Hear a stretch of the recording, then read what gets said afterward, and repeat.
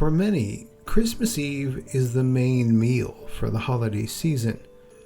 This dish started with a member of the carrot family, but is now made mainly with beets. While it's consumed all year long, hot and cold, there's a special version made on Christmas. We're exploring the history and origins of Barszcz.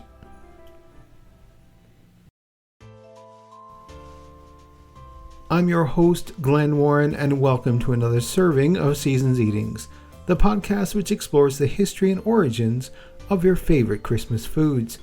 Seasons Eatings can be found wherever you download your favorite podcasts. And if you haven't already, I would ask you to subscribe. That way you won't miss an episode when it's released, and all future episodes will be available without having you to search for them. If you can please take a minute and leave me a 5-star review, I would greatly appreciate it. Reviews help others find the podcast and help me know that you're enjoying what I'm doing. And if you let me know you've left a review, I'll send you a Seasons Eatings sticker as a personal thank you. Seasons Eatings is also found on Facebook, Instagram, YouTube, and Twitter. All the links can be found in the show notes, which can be found on seasonseatingspodcast.com. While you're there, you can buy me an eggnog.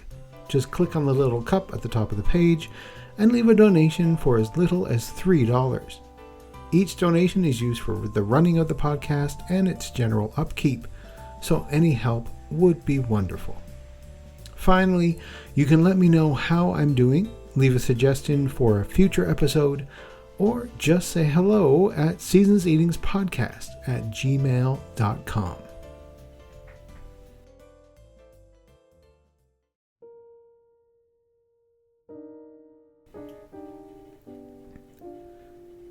In Poland, Christmas Eve dinner is one of the most important celebrations of the year. Although this meal is reserved for the closest family, it's customary to set an extra plate and seat for an unexpected guest. Most of the dishes served are cooked specifically for this special day, and only once a year. The supper, which traditionally includes 12 dishes and desserts, may last for a good couple of hours. According to tradition, bits of hay are spread beneath the tablecloth as a reminder that Christ was born in a manger. What's on the plate is based on traditional and seasonal products available during the winter. Sometimes Christmas Eve menus reflect multicultural aspects, as Jews, Poles, Germans, Lithuanians, and other minorities lived together in the past.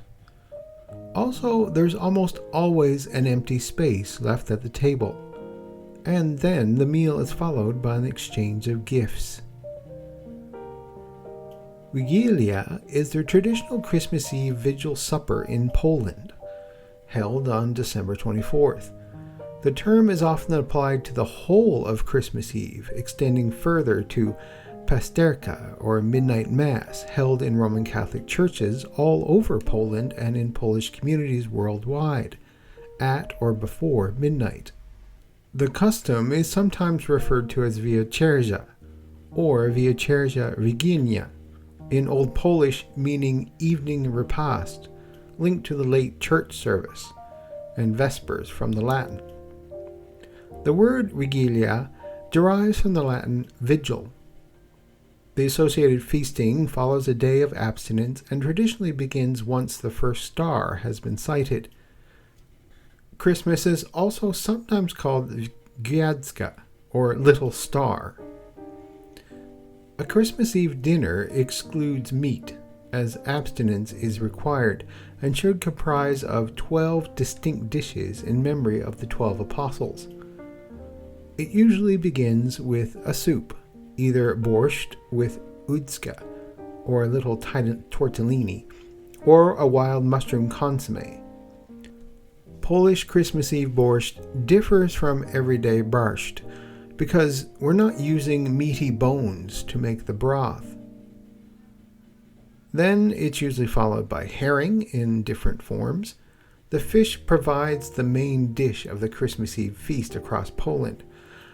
I know that I said that it's a meatless dish, but in Catholic cultures, fish is not considered a meat. Meat consists mostly of beef, pork, chicken, turkey, examples.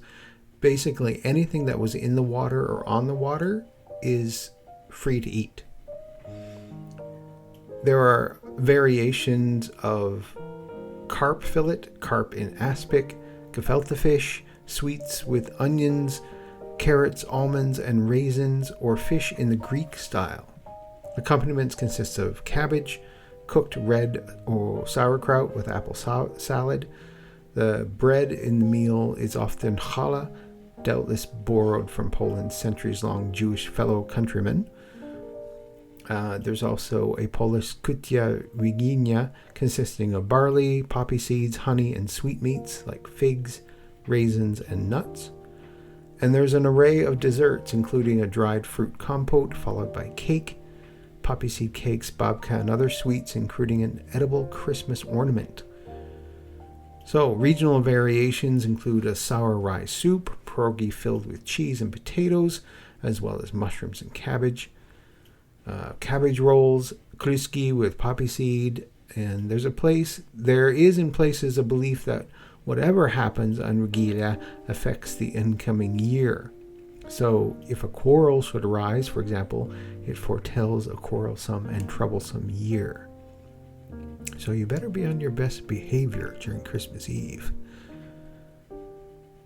The main dish soup, Barszcz, derives from an ancient soup originally cooked from pickled stems, leaves, and umbels of the common hogweed, an herbaceous plant growing in damp meadows. Hogweed is actually part of the carrot family, and it lent the dish its Slavic name. With time, it evolved into a diverse array of tart soups, among which the Ukrainian beet-based red borscht has become the most popular.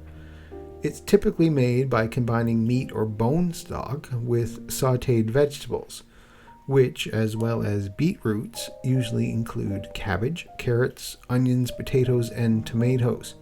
And depending on the recipe, borscht may include meat or fish, or be purely vegetarian, as it is on Christmas Eve. It may be served either hot or cold, and it may range from a hearty one-pot meal to a clear broth or a smooth drink. It's often served with sour cream, sometimes hard-boiled eggs or potatoes, but there exists an ample choice of more involved garnishes and side dishes, such as uska, which is the tortellini-like pasta, or pampushki, which can be served with the soup. Its popularity has spread throughout Eastern Europe and by way of migration away from the Russian Empire to other continents. In North America, borscht is often linked to either the Jewish population or the Mennonites, the groups who first brought it there from Europe.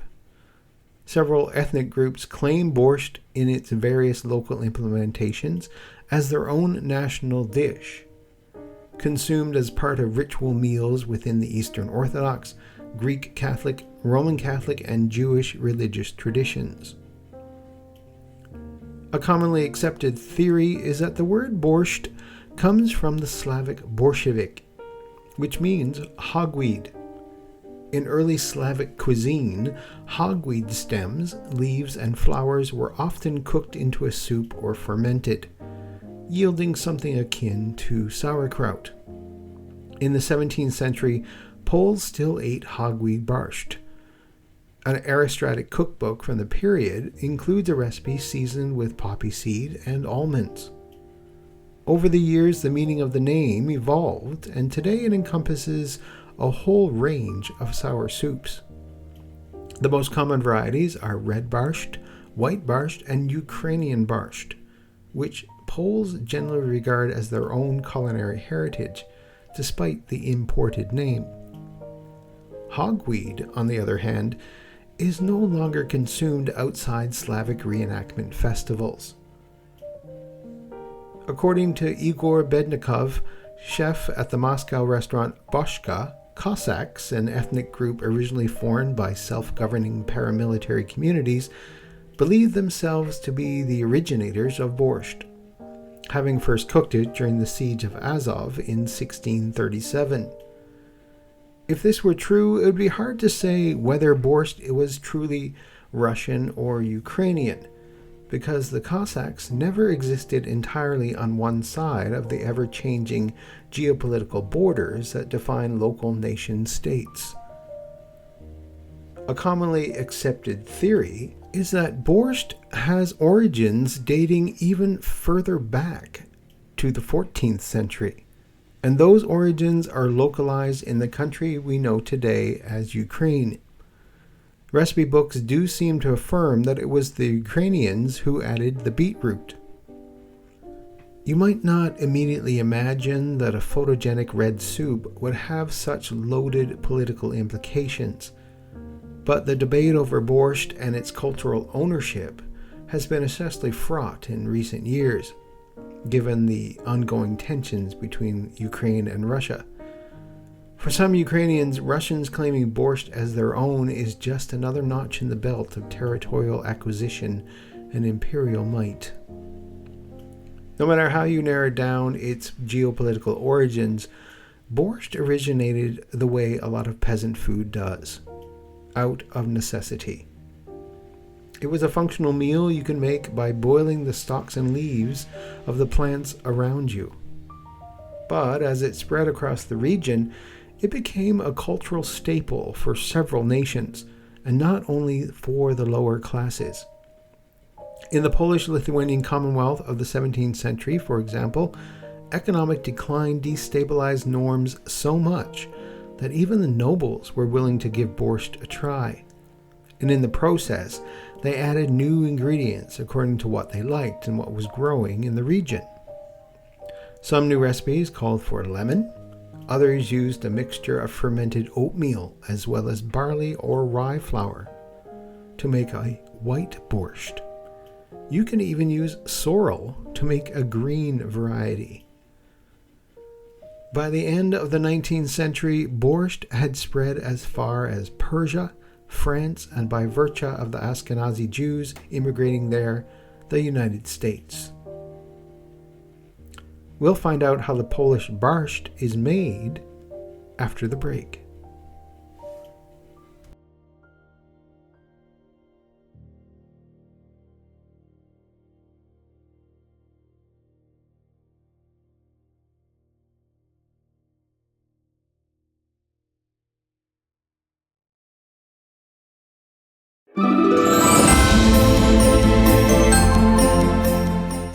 When the burn months set in and the nights start to get crisp, do you feel what I feel?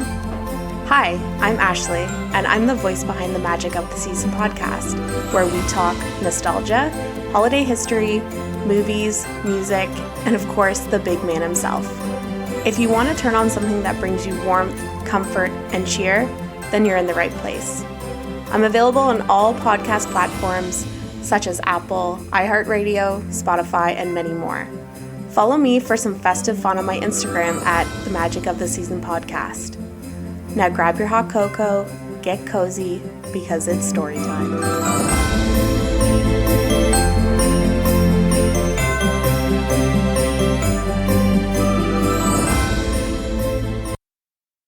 On the Snow in Southtown Christmas podcast, we discuss Christmas movies, Christmas music, and we have fun segments where we always talk about something weird and something fun related to Christmas on each episode. If we're tired of making fun of Michael Bublé, I might recommend Pentatonics. I'm not going to play U2 on this podcast. Thank you. He's eating ice cream and crunch taters. He's just partying, man. Thank God it's them instead of you, right? I was going to say he was rolling over in his grave, but I don't think he's dead. But well, he's still doing it. when he heard Patti LaBelle, he dug his grave and he rolled in it.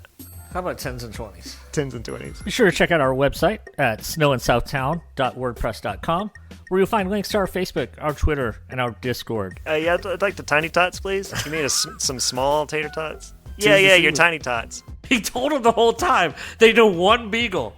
Fire that up. Speaking my language now. You can stream our podcast at iTunes, iHeartRadio, Stitcher Radio, and anywhere else you get your podcasts.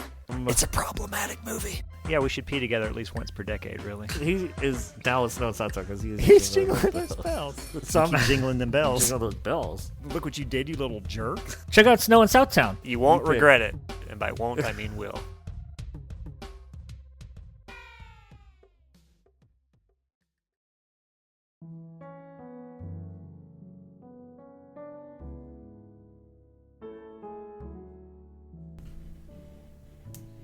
The dish that starts off the meal at Christmas Eve is Barszcz Wigilijny, or Christmas Eve borscht. It is a variant of the clear borscht that's traditionally served during the Polish Christmas Eve supper. In this version, meat stock is either omitted or replaced with a fish broth, usually made by boiling the heads cut off from fish used in other Christmas Eve dishes. Mushrooms used for cooking the mushroom broth are reserved for uszka, small filled dumplings, which are then served with the borscht. While Polish barszcz is similar to the traditional soup, there are still a few notable differences, starting with the physical appearance. Traditional borscht has a quintessential deep red opaque color. However, according to cultural.pl, barszcz is more translucent and can range in color from red hues to white. When it comes to the ingredient list, traditional borscht usually includes meat, potatoes, mushrooms, cabbage, tomatoes, and possibly a variety of beans. However, the basic barszcz typically includes onions, garlic, carrots, celery, and no meat. However, it can be made with beef or chicken stock for a little added flavor. The traditional Christmas barszcz is usually served with tiny dumplings stuffed with a mix of soaked and then finely chopped dried porcini mushrooms and fried onion. These are called uszka, meaning little ears. Barszcz is traditionally served in the south of Poland, particularly in the Podhale region close to the touristic Tatra Mountains, where uszka is usually replaced with large white beans. Polish barszcz is often made with sakwas, or a sour starter, which can be fermented or not. Red barszcz alludes to the inclusion of sakwas, which is made with fermented beets, while white barszcz means the soup was made with fermented rye flour or rye bread. While it's a beautifully simple dish, its preparation is complex.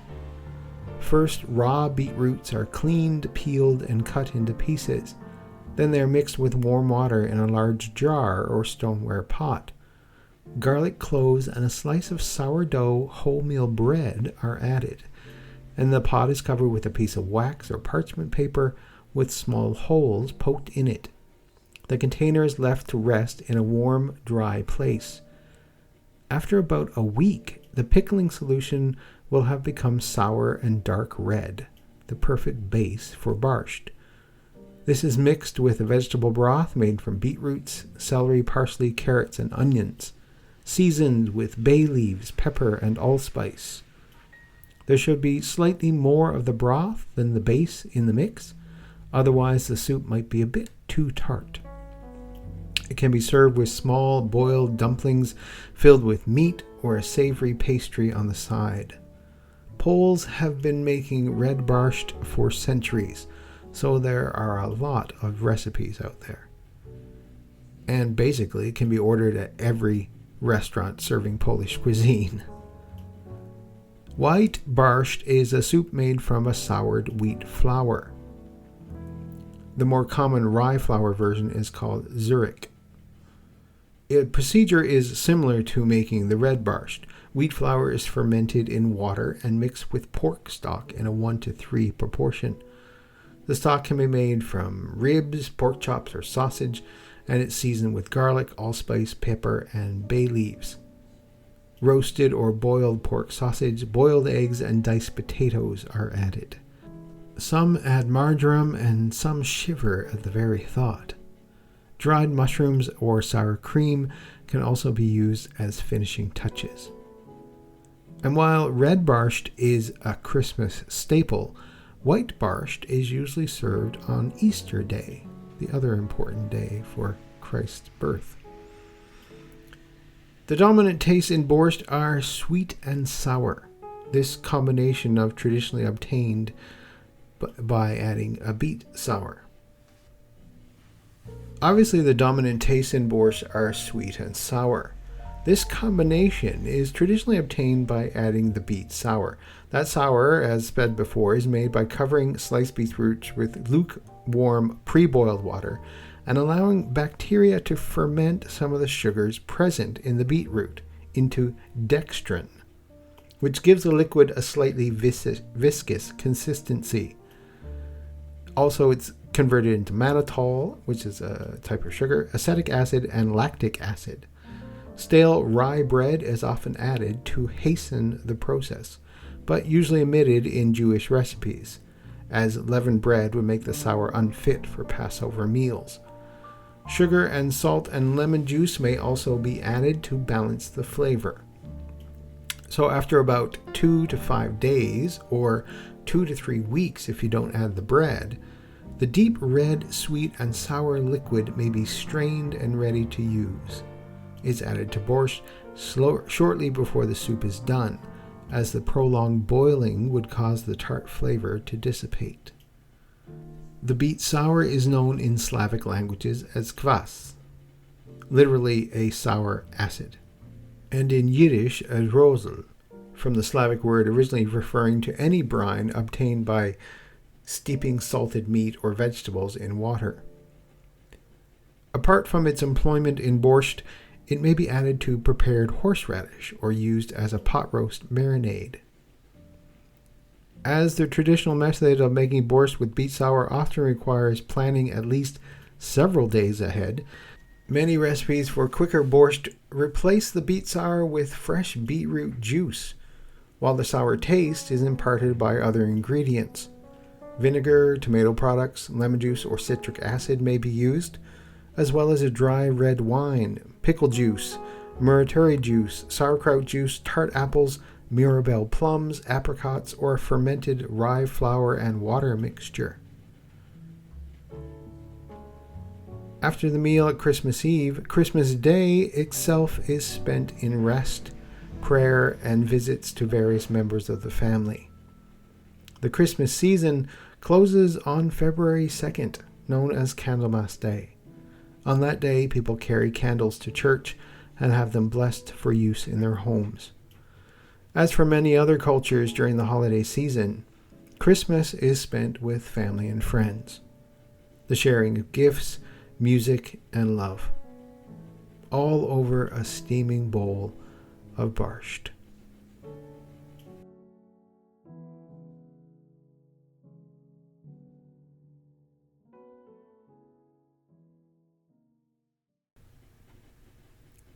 I'm Glenn Warren, and thank you for listening to this serving of Seasons Eatings. Seasons Eatings is available wherever you download your favorite podcasts.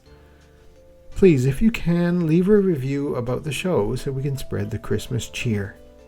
Also, I would love to hear from you. Send me an email at seasonseatingpodcast@gmail.com to let me know how you like the show, suggest for future episodes, or just to say hi.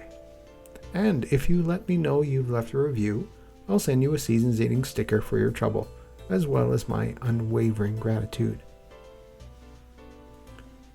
And if you're feeling a little extra generous this season, you can buy me an eggnog. Head on over to seasonseatingspodcast.com and click on the little cup in the corner. Each small donation helps with the daily running of the podcast and is greatly appreciated. And while you're there, check out our merch. There are some great gifts for anyone and everyone who likes Christmas, food, history, or basically anything else. I've added a few new items, so be sure to check them out. All music for Seasons Eatings is used under the Creative Commons license.